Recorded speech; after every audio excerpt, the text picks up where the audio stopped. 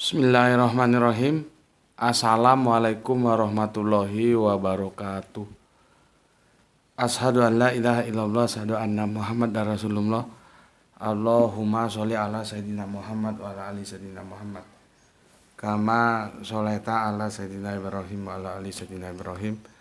Bil alamina innaka hamidum majid.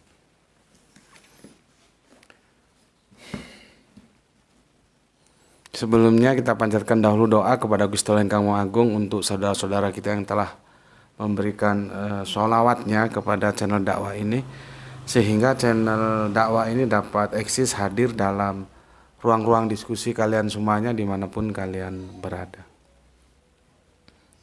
Tentu dengan sebuah harapan ya, semoga sholawat itu menjadi catatan langit amal soleh bagi mereka dan keluarganya kelak. Dan insya Allah akan membalaskannya dengan balasan yang terbaik lah ya. Kemudian untuk seluruh viewer terkasihku dimanapun kalian berada, aku ucapkan terima kasih atas apresiasinya, baik yang di dalam negeri maupun di mancanegara ya. Tetaplah selalu always dan tidak pernah never ya, bertumbuh menjadi yang anti skip dan anti download.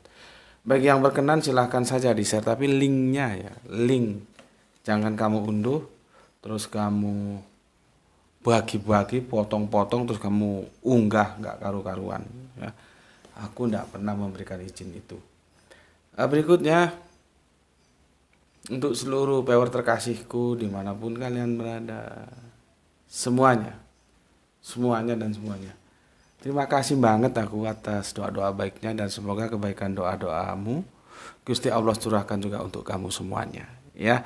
Kita sebagai sesama saudara saling mendoakan dalam kebaikan, dan insya Allah doa kita doa-doa yang diijabahi. Amin amin ya robbal alamin. Oke, minum kopi dulu. Bismillahirrahmanirrahim.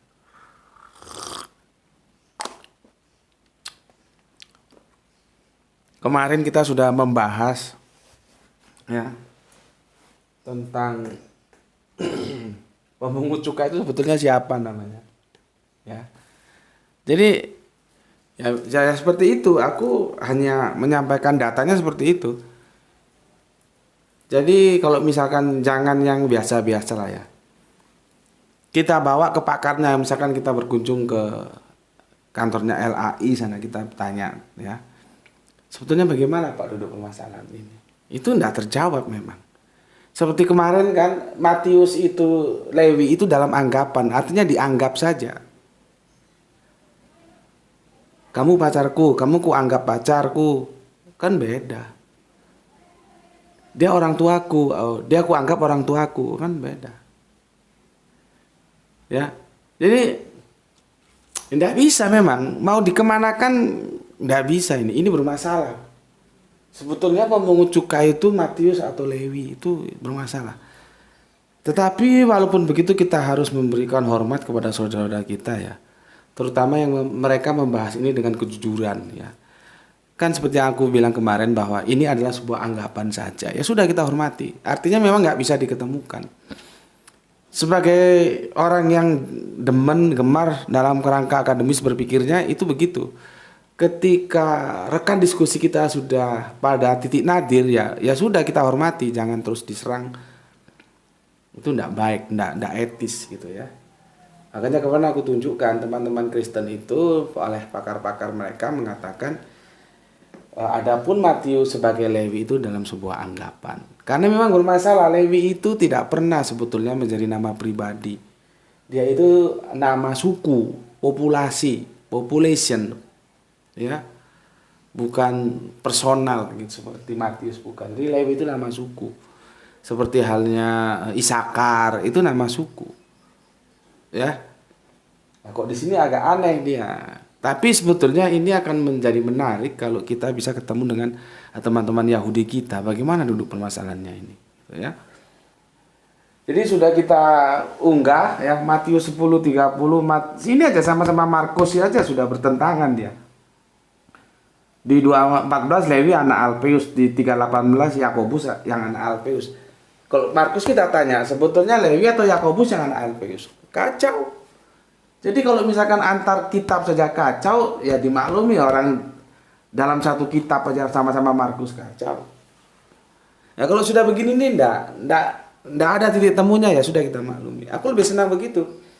Ketemu teman diskusi dari teman-teman Kristen, dia bilang ya sudah Pak, ini masalah kami, memang ini seperti ini. Ya sudah kita hormati daripada yang nggak tahu urusannya, entah goblok entah apa, masih bertingkah. Orang masalah sudah jelas seperti ini kok masih mencari apologi, itu ndak berpikir akademis. Artinya dia memang nggak mencari kebenaran. Ya sudah biarin aja yang itu, nggak usah direkod, di skip aja, nggak usah dilayani. Untuk apa? Karena kamu nanti kalau ngikuti dia, kamu nggak jadi pintar, justru tambah goblok gitu. Orang ikut orang goblok ya goblok, nggak mungkin pintar. Jadi biarin aja. Bismillahirrahmanirrahim. Nah kemarin seperti aku bilang, kenapa ini aku kupas tuntas? Karena nanti terkait kita akan mendiskusikan siapa sebetulnya yang menjadi arsitek dosa waris di dalam kekristenan. Ya, dan kalian tahu, aku kan membedakan antara Nasrani dan Kristen. Ya, Kristen itu bentukannya Paulus kemudian di Antioquia kan. Tapi kalau Nasrani itu Kanjeng Nabi Isa atau yang saudara kita sebut Yesus. Jadi beda. Jangan disamakan. Ya, nah, nanti penyimpangan daripada Kristen terhadap Nasrani sebagai induknya itu nanti bisa kita lihat. Ya. Oke. Jadi tajuknya kali ini ya, siapa yang mengotaki dogma penebusan dosa itu? Orang kalau sudah percaya ditebus dosanya selamat itu siapa? Yang jelas itu bukan ajaran Yesus.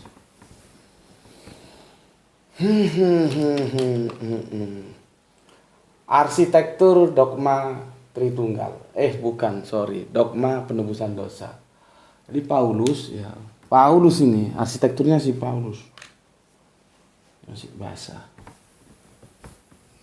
Nanti kalau Tritunggal arsitekturnya Tertullian. Nanti kalau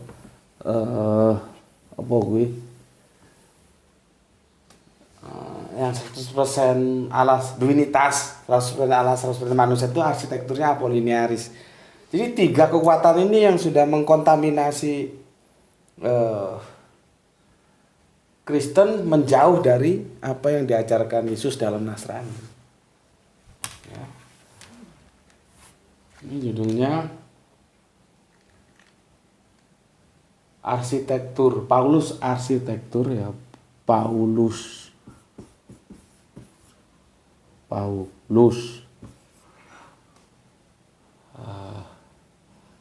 atau gini aja ya, penebusan dosa meet in Paulus supaya lebih singkat ya. Jadi Paulus yang bikin. Dulu itu nggak ada, tapi orang percaya ya gimana namanya, mereka percaya.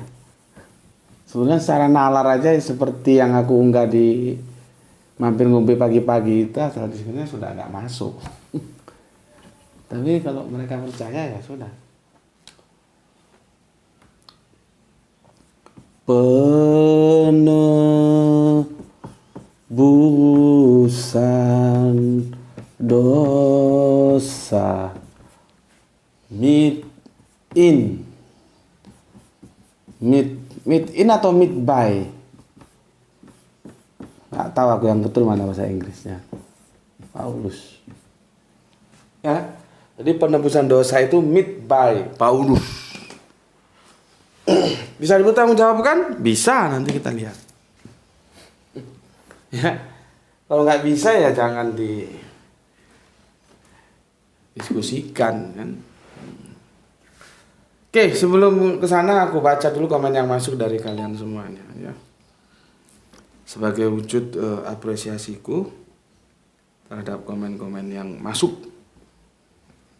Bentar, kacamatanya agak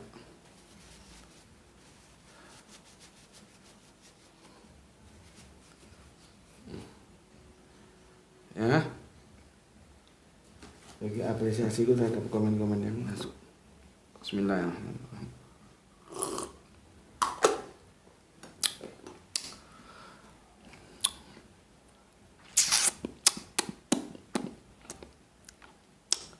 Ada manis, ada pahit, itulah kopi. Kopi ketika otak perlu inspirasi, kopi. Oke, pertama dari Kang Arif Muksinin. Alhamdulillah Tuhan hadir Gus. Oke, terima kasih, matur thank you Kang Arif Muksinin. Kemudian Free Kick 46. Assalamualaikum warahmatullahi wabarakatuh. Hadir Mak Gus Petik dari Indramayu. Mantap Indramayu ya. Semoga selalu always tidak pernah never salam Isra ya. Islam rasional. Lanjutkan Gus bikin konten full durasi. Nah, lihat itu. Kan nggak bisa aku penuhi semuanya. Ini minta full durasi dulu. Seperti Kang Yatim, Kang Samsul Yatim itu juga begitu. Minta yang full durasi. Gitu. Jadi ya tetap aku bikin yang pendek, tapi sependek-pendeknya ya 30 menit lah. Kalau suruh 10 menit, 15 menit. Dapat apa ngaji 15 menit, 10 menit itu. Ibarat kamu masuk ke warung sate, kamu cuman bau sate tok, nggak makan satenya apalagi gulenya.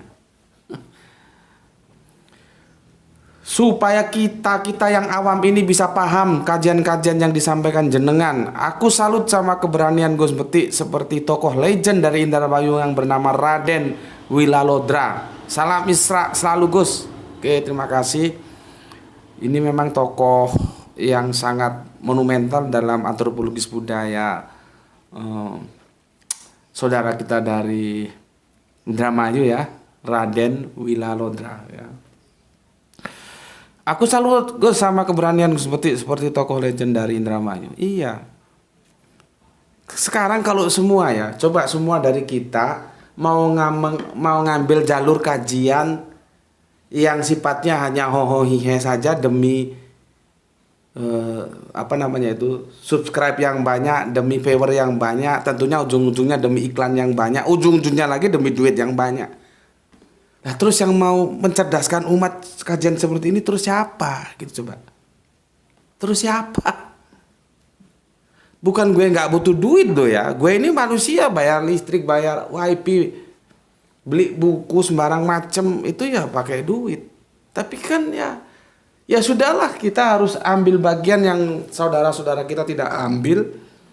Masalah-masalah yang lain sudah. Makanya aku bilang kan aku tidak pernah melupakan. Dan itu juga bagaimana aku cara mengajari kalian. Jangan sampai kita melupakan orang-orang yang berjasa dalam hidup kita. Napas dari channel kita ini adalah dari sholawatnya saudara-saudara kita. Sehingga dapat tegar sampai saat ini. Makanya kita harus berterima kasih. Tapi kan aku tidak paksa kalian semua. Silahkan bersolawat menurut kemampuannya masing-masing. Yang mampunya lewat impak dakwah, yang mampunya seperti yang apa dia punya ya silakan, yang penting bersolawat. Makanya kan setiap awal kajian aku nggak pernah lupa membacakan. Itu artinya aku belajar dan ingin mengajak kalian jangan lupa atau jangan dilupakan jasa orang-orang yang selalu bersama kita ketika kita berjuang. Makanya semoga sholawat saudara-saudara kita itu menjadi catatan langit amal soleh bagi mereka dan keluarganya kelak. Bayangkan ya, kan aku sudah bilang secara hitung-hitungan bisnis rupiah tekor ini, channel ini tekor. Karena 1 bulan kadang-kadang dapat kontribusi, 1 bulan enggak. Dan kalian tahu sendirilah kan kalian yang pelakunya. Kalau kalian skip terus, ya ditonton tapi di skip. Bagaimana mau masuk iklan? Bagaimana mau masuk kontribusi? Padahal jumlah paymentnya sudah sedikit segitu, di skip lagi bagaimana? Ya. Tapi alhamdulillah secara moral, secara teologis banyak tercerahkan dari channel ini. Itu sesuatu yang tidak bisa dinilai oleh rupiah. Dan aku, ya Allah, bagikanlah apa yang kau janjikan itu jangan hanya kepada hamba ya Allah, tapi semua saudara-saudara hamba yang memberikan sholawat kepada channel ini. Berapa banyak sudah yang itu pun yang konfirmasi ke kita, ya nggak konfirmasi kita nggak tahu. Berapa banyak yang tercerahkan lewat channel ini. Jadi secara hitung-hitungan bisnis memang ya memprihatinkan, tapi alhamdulillah secara teologis sangat menggembirakan gitu. Ya. Jadi memang gitu Mas Free Kick 46 ya. Memang kita harus berani lah ya. Nanti soal yang lain ya kita tetap berusaha biar Allah lah yang ngatur ya. Kalau Allah mau apa sih susahnya kasih rumah. Aku dulu diisukan 1 bulan 10 juta. Lah kalau 1 bulan 10 juta kan sudah bikin rumah, bikin studio yang bagus aku. Tapi ada apa-apa isu yang bagus kok, dan nggak tahu lama anaknya nggak muncul. Semoga diisukan lagi Gus, seperti sekarang dapat kontribusi dari YouTube per bulan 10 juta gitu. Kan lama-lama kalau itu jadi ucapan jadi doa. Ya itulah ya Mas ya Mas Priki, karena kalau semua ngambil jalur dakwah yang begitu itu, yang kacang goreng itu, lalu siapa yang akan membina umat dalam kajian-kajian yang memang super ilmiah seperti ini? Kan nggak ada. Ketika aku mengambil itu, aku sudah siap segalanya. Termasuk yang aku bilang tadi, aku telah membayar lunas dengan berani untuk tidak populer, ya, untuk tidak mendapatkan kontribusi yang sebagaimana mestinya. Itu resiko yang sudah aku bayar lunas. Ya, makanya kalau ada yang ngatur-ngatur yang 10 menit 15 menit, ya sudahlah, daripada rame jangan di sini. Berarti lu tidak seperti santri yang gue harapkan, karena gue mau membentuk generasi Islam yang tangguh di sini. Jadi ketika ada diskusi intelektual, dia bisa mempertanggungjawabkan secara akademis gitu. Ya. Kalau 10 menit, 15 menit seperti lu masuk warung sate cuman bau sate terus keluar. Lu kagak makan satenya apalagi gulenya. Begitu. Ya, oke, terima kasih untuk Kang Mas Priki. Kemudian ke saudara kita Bu Ne yang ada di bukan Sulawesi, Kalimantan Selatan, ya, di Banjarmasin. Alhamdulillah Banjarmasin hadir ngaji. Oke, setuju videonya tetap durasi panjang Tuan Guru. Nah, kan? Karena terkadang dari pertanyaan yang hadir di kolom komentar menambah ilmu dan informasi baru yang terkadang mewakili apa yang hendak kita tanyakan. Bener, cocok sekali Bu Ne. Begitu yang aku maksud ya. Salam Isra dan semangat sehat selalu Tuan Guru sekeluarga. Amin amin ya rabbal alamin. Doa yang sama juga salam Isra untuk semua keluarga Bu Ne yang ada di Banjarmasin. Berikutnya Kang Pep Hendarwan. Salam Isra semuanya. Mudah-mudahan kita semua di kesehatan yang prima, khususnya Gus keluarga. Amin. Amin. Amin ya rabbal alamin. Atur nuhun Kang Pepe. Soleha kita Gispati, alhamdulillah Palu nyimak Tuan Guru. Semoga kita semua selalu dalam ridho Allah. Amin. Amin ya rabbal alamin. Kang Ari, ya. Assalamualaikum. Waalaikumsalam. Hadir Gus, salam Isra untuk semuanya. Omah ngaji ojo gelo dikepung iklan, mantap. Saya punya level tanya Gus, jadi kagak rewel. Mumpung Gus Putih masih ada dan tetap semangat tentunya. Makasih Gus. Semoga selalu dalam kesehatan prima. Salam dari kok DPS Kang? DPS itu Manden Pasar kah? Tapi kan kamu di Batam, nggak tahu aku maksudnya gimana ini. Oh sorry ini bukan Kang Ari yang di Batam ya, ini yang di Denpasar ya. Sorry saudaraku Kang Ari ya. Beli Ari ya, sorry namanya ada samanya Ari, ternyata ini Kang Ari Beli Ari yang ada di Denpasar. Oke, terima kasih atas supportnya ya. Katanya mumpung seperti masih ada. Ya, jadi tetap semangat. Iya gitu. Aku itu ditinggal guruku, aduh sedih. Karena dia sumber ilmu, sudah nggak ada orangnya mau kemana lagi. 2 guru Al-Quranku sudah dipanggil Gusti oleh Kamu Agung, semoga tetap dalam ridho Allah dalam tidur panjangnya. Ya. Jadi kalau ditinggal orang-orang pintar itu kita sedih. Kalau ditinggal orang-orang goblok sih mau sekarang pergi aja lu. Tapi kalau orang-orang berilmu sedih kita. Oke. Dari Denpasar kita ke Kang Irfan Al-Akbar. Intinya siapakah yang diajak Yesus untuk makan bersama itu masih merupakan misteri yang membingungkan.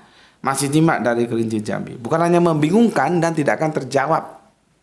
Tidak akan terjawab itu. Ya. Terima kasih untuk Kang Irfan Al-Akbar ya yang masih dinas di Kerinci Jambi. Berikutnya freedom.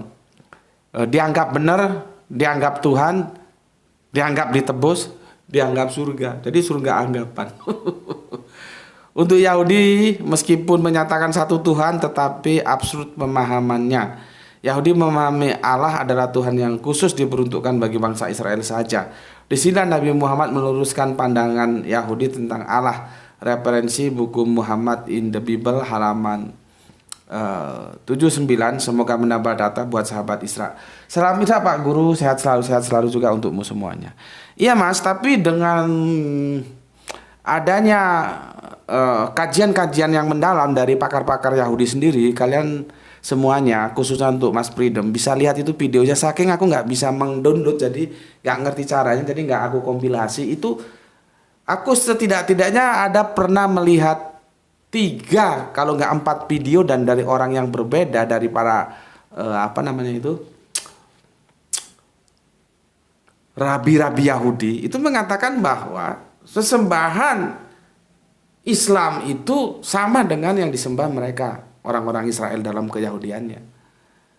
Tentu nama beda, kalau kita kan alif lam lam ha, kalau mereka YHWH. Tetapi secara karakteristik sama, itu mereka mengakui bahwa satu-satunya sesembahan yang sama dengan sesembahan kami adalah Islam. Itu kalau nggak salah ada 4 video. Saya ngaku, aku kan gaptek, nggak bisa mendownload. Kalau bisa tak download itu dan tak bagikan ke kalian semua. Ada 4 video paling tidak. Jadi yang dikatakan oleh penulis buku apa ini? Nggak tahu siapa yang nulis buku ini, Muhammad on the Bible ya. Muhammad in the Bible halaman 79 itu benar, tapi dahulu. Sekarang fenomenanya sudah berubah, sudah terjadi keterbukaan. Ya. Makanya kalau ada orang yang berkata sesembahannya Islam sama dengan Yahudi, dengan Kristen, enggak. Kristen itu beda dengan Islam, tentunya beda juga dengan Yahudi. Karena Islam dan Yahudi itu tunggal ya tunggal, tidak lalu dikapitalisasi menjadi permainan sulap kata, menjadi tritunggal. Nah. Ya. Oke, terima kasih untuk Kang Mas Freedom. Berikutnya Kang Nurkolis Brebes hadir ngaji, salam sehat selalu dan salam Islam rasional guru. Oke, jangan sampai juga salam Islam rasional Isra untuk Kang Mas Nurkolis yang ada di Brebes ya. Salam untuk keluarga semuanya. Matur nuwun Kang. Berikutnya Kang Norman Padilla, aku masih punya hutang sama Norman ini ya. Nanti insya Allah aku segera tunaikan.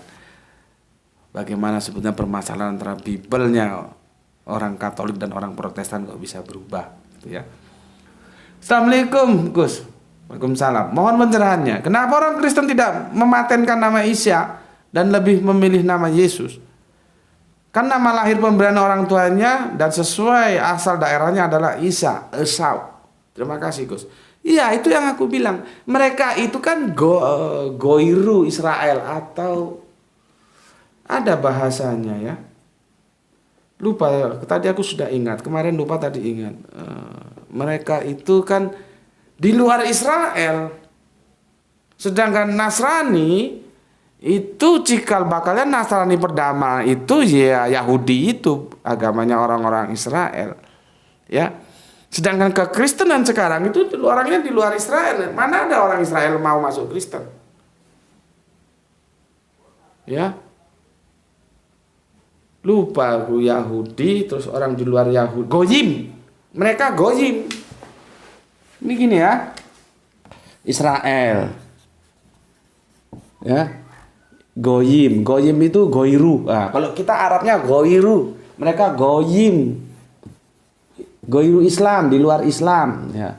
Ini orang Israel, ini bahasanya ya kalau nggak Aramaik, ya Ibrani, dan itu masih perdebatan pakar Alkitab. Sebetulnya Alkitab itu ditulis dalam edisi Abrani atau Aramaik gitu ya.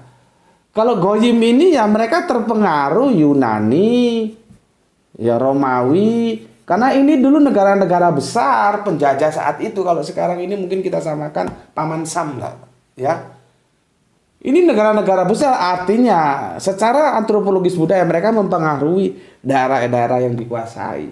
Maka nanti jadikanlah, kalau Yesus itu kan pengaruh Yunani, jadi lebih dekat ke Yunani daripada ke Romawi, ke Latin, ya.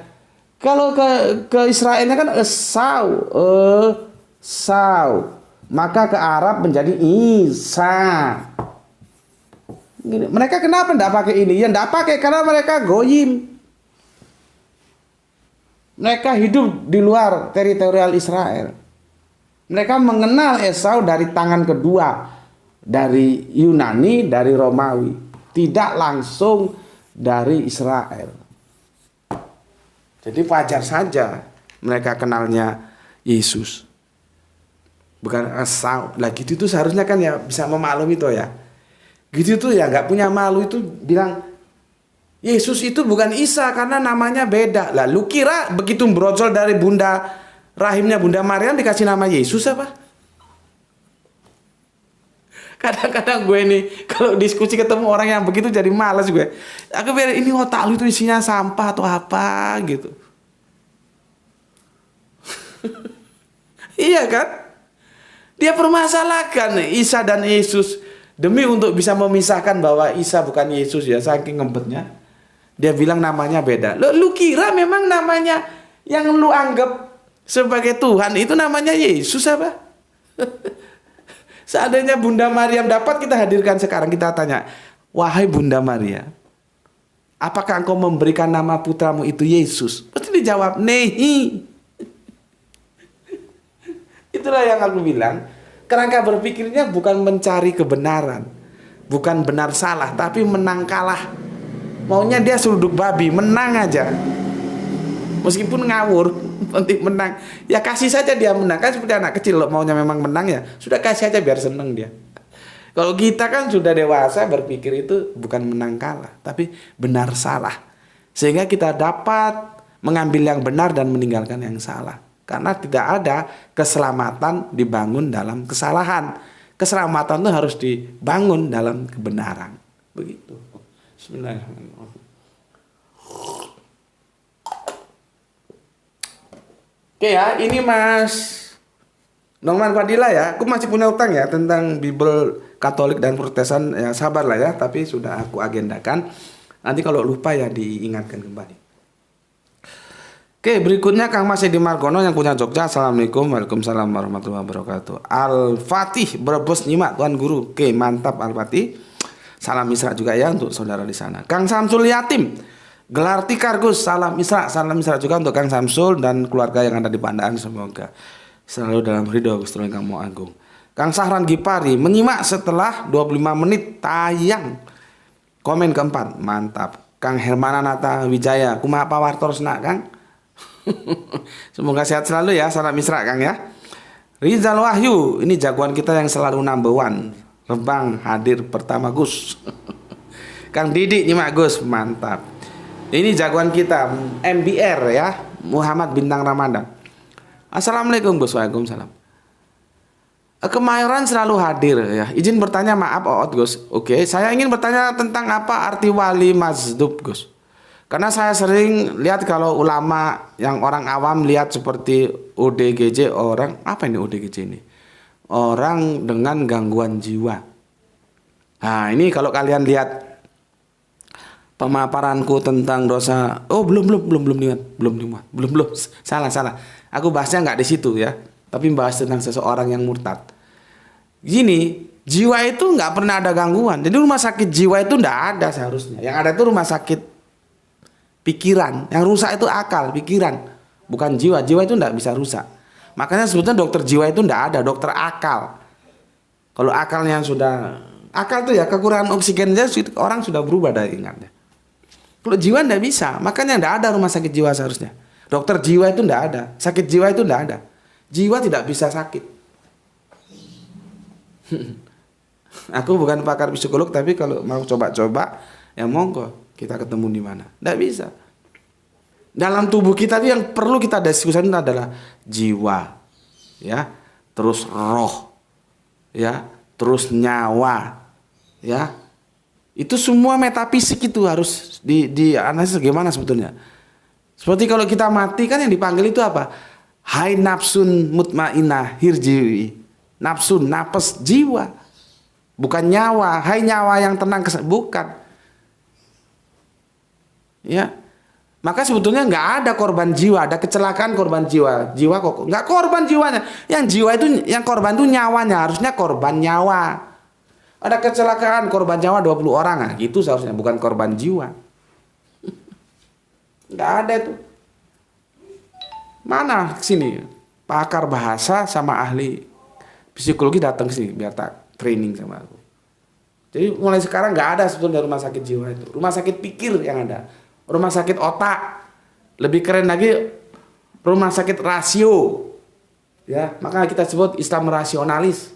Jadi otaknya itu kedepankan. Bismillahirrahmanirrahim. Nah, mencikapi jawaban yang aku berikan kepada Kang MBR ini ya. Gini Mas ya, gejala-gejala seperti ini hanya hadir dalam orang-orang yang pertama tingkat pendidikannya itu bisa dikatakan rendah ya. Rendah.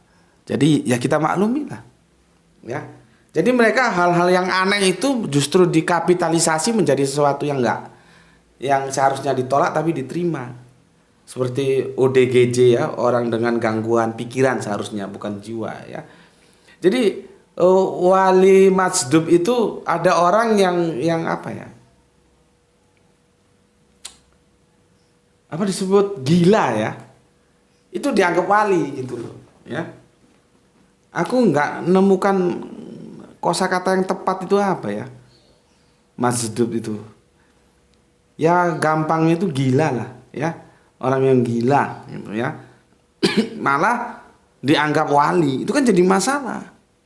Tapi kalau kita ingatkan ya nggak bisa juga. Itu sudah mau mereka ya sudah begitu. Tetapi ingat, dalam beragama kita punya parameter, punya idol, punya standar. Standar kita siapa? Kanjeng Nabi. Kanjeng Nabi mandi nggak mandi. Lah itu ada orang nggak pernah mandi kok dibilang wali itu gimana? Coba. Kanjeng Nabi sholatnya 5 waktu terjaga nggak terjaga, tidurnya teratur nggak teratur. Kalau kemana-mana pakai tutup aurat nggak pakai. Tapi kalau yang ini nggak pakai tutup aurat, biasanya nggak pakai baju terus sembarang-sembarang, terus dibilang wali itu gimana? Ya, jadi nggak normal, gampangnya orang nggak normal gitulah. Majdub itu, ya. Jadi disebut majdub ya, wali majdub. Justru ketidaknormalannya itu dikapitalisasi menjadi positif, padahal itu hal yang negatif, dianggap wali gitu ya. Tapi aku dengar ada kiai top sudah bahas itu, tapi ya alhamdulillah dia memberikan wanti-wanti jangan berguru kepada orang-orang seperti itu. Nah, aku sih kalau gitu aku masih setuju, tapi kalau dia lebih dari itu, tak gasak sama aku. Karena apa? Kita punya standar beragama. Siapa? Kanjeng Nabi. Ya, standarnya itu Kanjeng Nabi. Jadi Kanjeng Nabi sholat. Kanjeng Nabi zakat. Kanjeng Nabi haji. Kanjeng Nabi umroh. Kanjeng Nabi makan. Kanjeng Nabi tidur. Kanjeng Nabi berpikir sebagaimana manusia lainnya berpikir. Kanjeng Nabi nutup aurat.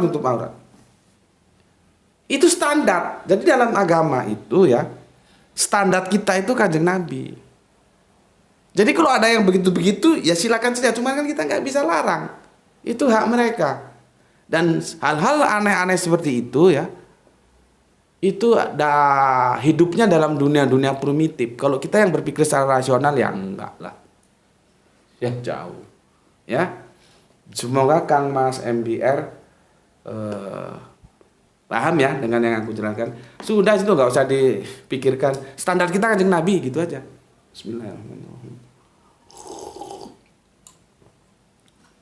Pertanyaan dari MBR nanti aku kompilasi ya, aku bikin satu video khusus ya, tapi sabar ya. Dan banyak pertanyaanmu yang belum aku jawab ya, karena ya waktu dan segala macamnya ya. Nanti aku bikin kompilasi, aku jawab dalam satu video sendiri ya. Yang bisa aku jawab langsung seperti ini aku jawab langsung ya. Jadi wali majdub itu orang nggak ada ya. Kita berguru ya dengan orang-orang yang normal aja, bukan dengan yang orang nggak normal gitu. Cuman kalau ada di lingkunganmu yang berpikir seperti itu ya jangan diomongin, ya biarin aja. Kalau mau diingatkan sekilas, mau nggak mau ya sudah, daripada rame nanti ya. Karena hal-hal yang begitu tumbuh subur di lingkungan mereka yang secara akademis memang terbelakang gitu. Mungkin itu ya untuk Kang Mas Muhammad Bintang Ramadan MBR ya, tentang wali majdub. Oke, terima kasih. Berikutnya untuk Kang Anto Double Shop. Assalamualaikum, waalaikumsalam. Nyimak dibalik kemudian dan langsung share di grup linku. Nah ini yang harus dicontoh teman-teman. Dia simak dan dia share di grupnya, ya, sehingga dakwanya itu mengena, ya. Oke. Kemudian diversity not deviation. Pemungut perpuluhan itu biasanya kaya-kaya. Ya iyalah. Pemungut perpuluhan itu kaya-kaya. Ya tapi kan ya kalau memang itu dikelola sebagaimana dulu bangsa Israel dalam keyahudiannya ya nggak ada masalah. Karena kan memang Lewi itu nggak kerja, kerjanya ngurusi umat. Ya, sama seperti kita sekarang. Kalau ada seorang kiai waktunya habis untuk belajar dan mengajarkan agama, siapa yang menanggung kehidupannya? Kan ya santri toh. Santrinya atau orang-orang di sekitarnya harus memaklumi karena kiai itu juga manusia. Dia perlu bayar listrik, perlu beli paketan, perlu beli bensin, BBM, itu semua pakai duit, nggak pakai daun pisang. Jadi kalau ada kiai dia soleh menghabiskan waktunya untuk dakwah, belajar dan mengajar, itu seharusnya umat Islam di sekitarnya itu yang menanggung kehidupannya tanpa dikasih tahu. Artinya tanpa harus kiai ini minta, kita sendiri yang tahu diri gitu loh. Karena kalau tidak lewat dia, kita juga tidak mendapatkan ilmu itu. Nah, bagi-bagi tugas jamaahnya ini mencari rezeki sebagaimana umumnya orang kerja, sementara kiainya itu biar dia sibuk di masalah keilmuan. Nah, kebutuhan kehidupan dia, hajat kehidupan dia ditanggung bersama para santrinya. Begitu. Jadi kalau misalkan kaya-kaya ya ada masa senyampang itu hidup dalam aturan-aturan sebagaimana mestinya. Kalau aku sih begitu, ya. Cuman kalau terus disalahgunakan untuk menghimpun kekayaan ya janganlah. Cuman kan Allah itu Maha tahu. Kamu mau benar-benar berjuang untuk agama hanya untuk memperdaya jamaah, ngumpulkan ini, ngumpulkan itu, setelah itu uangnya kamu kemplang. Makanya kalian juga harus hati-hati ya, harus hati-hati. Sebentar ini nanti takutnya menggelapi kalian ini. Bentar ya. Semoga tidak terhalang. Oke. Itu ya. Berikutnya dah selesai ya. Selesai sudah, aku apresiasi komen-komen yang masuk. Sekarang kita lanjutkan ke materi. Pertanyaannya ya, di mana argumentasi yang harus kita ambil untuk mengatakan bahwa Pauluslah yang membangun dogma penebusan dosa? Maka itu bisa kita lihat secara keseluruhan tuh di surat Roma ya 5 sampai surat 5 Roma 5 surat 12 sampai 21. Di sini. Ini aku hapus dulu ya. Jadi kita harus tahu. Makanya ya konsep dogma Tritunggal dan dogma Duinatur itu beda dengan dogma penebusan dosa, ya. Karena apa? Karena orang-orangnya tidak masuk dalam lingkungan para murid. Kalau Paulus itu kan masuk, ya, ke kehidupan lingkungan para murid lewat jasa Barnabas. Sebetulnya dia bukan murid Yesus. Jadi beda ya. Tritunggal, ya. Tritunggal, terus Duinatur, 100% Allah, 100% manusia. Jadi Allah itu seperti stop kontak. Mau dialahkan apa mau dimanusiakan tinggal pencet. Duinatur ya. Duinatur. Terus ini dosa waris. Kan yang fundamental dogma-dogma ini ya, penebusan dosa ini. Atau dosa waris. Ini tidak sama ya. Ini kalau kita lihat ini orangnya Tertullian. Ini orang Afrika kalau nggak salah ini. Ini orangnya Apollinaris. Ini orangnya Paulus. Maka kalau kita tanya Tritunggal Ada nggak Alkitabiahnya? Mbok sampai modern nggak ada. Seperti debat aku kemarin itu. Nggak ada. Itu semua ayat yang diajukan, ayat yang diada-adakan. Orang ayat itu tidak berbicara konsep teos kok diajukan ke aku. Ya aku tolak. Itu bukan konsep teos mengatakan jadikanlah semua bangsa muridku, baptislah mereka atas nama Bapa, Putra, dan Roh Kudus. Itu bukan konsep teos. Belum lagi itu sebetulnya catatan kaki. Ketika dicatat ulang dimasukkan menjadi ayat. Masalah itu. Jadi Tritunggal ini nggak ada, nggak Alkitabiah. Duinatur juga begitu, nggak Alkitabiah ini, nggak ada. Cari di Alkitab ini. Sudah tanya sampai mampus nggak akan kita temukan bahwa Yesus itu 100% Allah, 100% manusia. Nggak pernah ketemu. Itu akal-akalannya sih. Ini dua orang ini. Inilah yang aku bilang, Nasrani itu bergeser atas suntikan dogma 3 orang ini menjadi Kristen. Tapi cikal bakalnya di sini. Ya. Ini dia, Tertullian dan Apollinaris. Nih. Kenapa konsep Duinatur, konsep Tritunggal tidak ada dalam Alkitab? Karena mereka ini tidak masuk ring satu para murid. Jadi dia tidak menulis apa-apa. Beda dengan ini apa ini? Penebusan dosa, ya. Penebusan dosa. Paulus itu masuk lingkaran para murid lewat jasa Barnabas yang dibawanya ketika sidang Yerusalem. Kan kekristenan ini disebar goyim kan kepada bangsa-bangsa non-Israel. Bangsa-bangsa non-Israel itu titipnya memang nggak pernah disunat.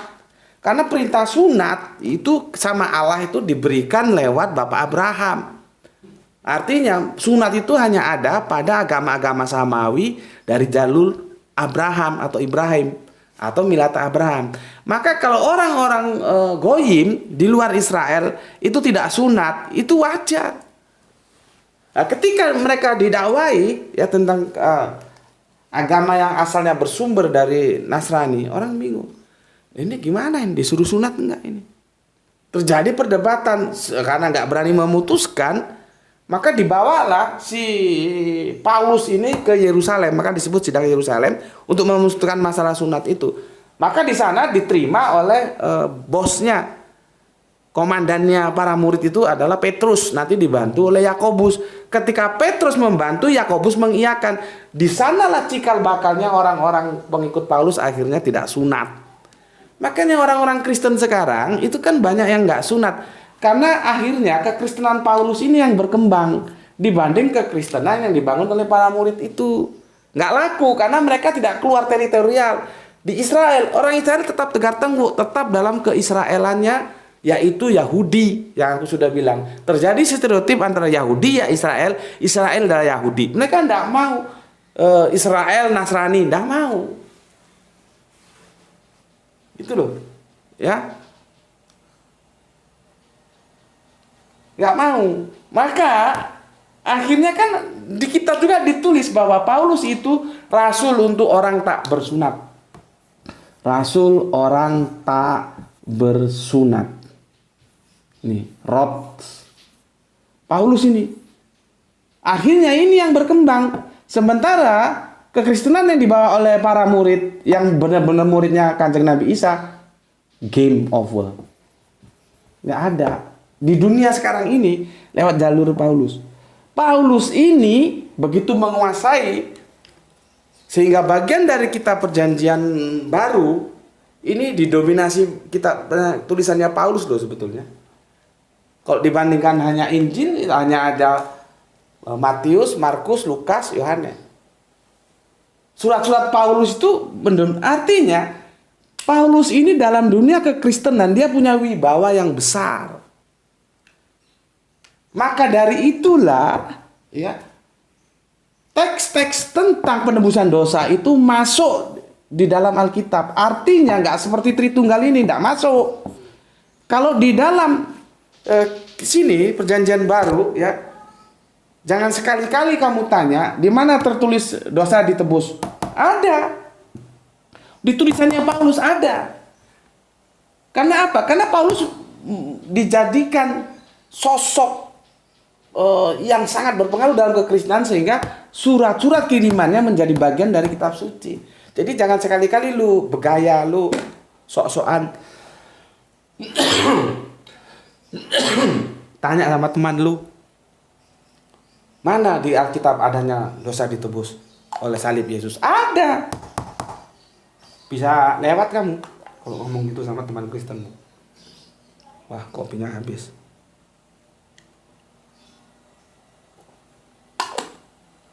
Nggak seperti ini. Kalau ini nggak, ini kamu bisa mau sedikit bergaya bisa, karena sampai mampus juga nggak ada dalam Alkitab Duinatur, nggak ada Tritunggal. Karena posisi Tertulian dan Apolloniaris itu tidak setangguh posisi Paulus.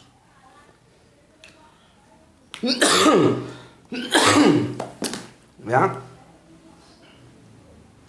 duh batuk. Paham sampai di sini? Aku kira di sini dulu ya, sudah 46 menit ya. Sorry. Aku kira sudah cukup ya, besok kita. Jadi ini seri 1 nanti. Besok ke seri 2, maka aku kasih guiding ya. Ini kerangka berpikirnya sudah tahu ya. Ini basicnya untuk kamu memperdalami bahwa oh iya Paulus ini yang bangun apa jenenge kuwi. Aduh, error. Penebusan dosa gitu ya. Kan di diskusi Ahad pagi, bukan Ahad pagi. Mampir ngombe di pagi hari itu, duha itu kan kalau kamu harus ikuti semua ya 3 seri itu ya. 4 seri. Dr. Suryadi, Ustadz Ahmad, ex pendeta dan Cemume, terus Gus Beti yang terakhir tadi. Itu aku bagi 4 supaya kalian fokus. Ya, fokus, kalian tonton semua. Kan secara rasio kan yang namanya, misalkan gue ini Allah, misalkan ini. Terus hamba gue itu berdosa.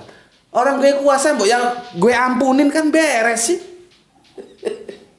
Kenapa harus main sandiwara ngutus anaknya, nanti anaknya disalib? Ada. Nih. Ya. Jadi aku sudah paparkan di situ 3 itu kamu lihat. Jadi begini loh ya. Coba nanti kamu tak kasih guidingnya ya. Sehingga aku besok untuk menjelaskannya itu gampang gitu ya.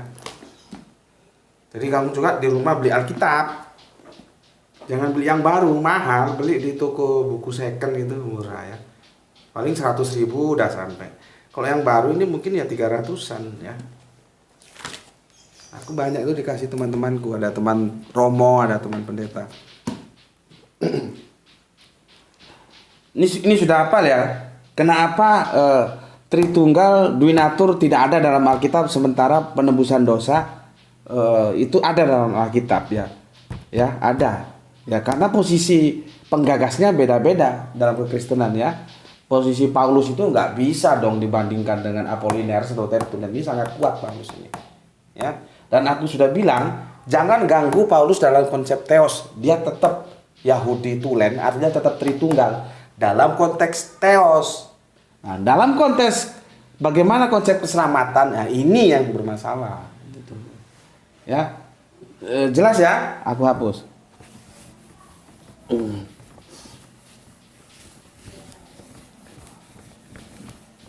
Oke, kamu pelajari dulu. Jadi nanti kalau ikuti penjelasanku kamu gampang ya. Satu perikop penuh ya, satu perikop penuh. Piro iki? Roma ya, Roma 5. Sebetulnya yang lain ada, cuman ini yang paling monumental. Roma 5 12 ayatnya ke-12 sampai piro iki? 21 ya, sampai 21 ini kamu baca semua. Nanti yang paling monumental itu ada di surat yang ke-19 ini. Kaconya nanti di sini nanti. Ya, tapi jangan kamu langsung jujuk kata orang Jawa. Menuju ke sini, jangan. Ini kamu baca dulu ya sampai sini. Setelah itu ini yang kamu berdalam. Jadi besok kalau aku menjelaskan di seri kedua, kenapa aku mengatakan bahwa lahirnya ya penebusan dosa itu made by Paulus. Paulus yang bikin dogma itu, bukan yang lain. Ya. Oke, aku kira ini dulu dan semoga kita besok bisa lanjutkan di seri yang kedua. Pesan dari aku, jaga Allah, jaga Kanjeng Nabi, jaga Al-Quran, jaga sholatmu, jangan sampai bolong-bolong, memperkokoh bingkai imanmu. Ya, tetapi jangan lupa tetap memberi hormat kepada saudara kita yang memilih jalan lain. Mereka juga tetap saudara kita. Kalau ada perbedaan di antara kalian, silahkan dibicarakan dalam rubrik akademis seperti ini, tentunya dalam bingkai saling hormat. Jangan mencela. Tunjukkan bahwa orang Islam itu punya etika. Intelektualnya itu mantap gitu loh.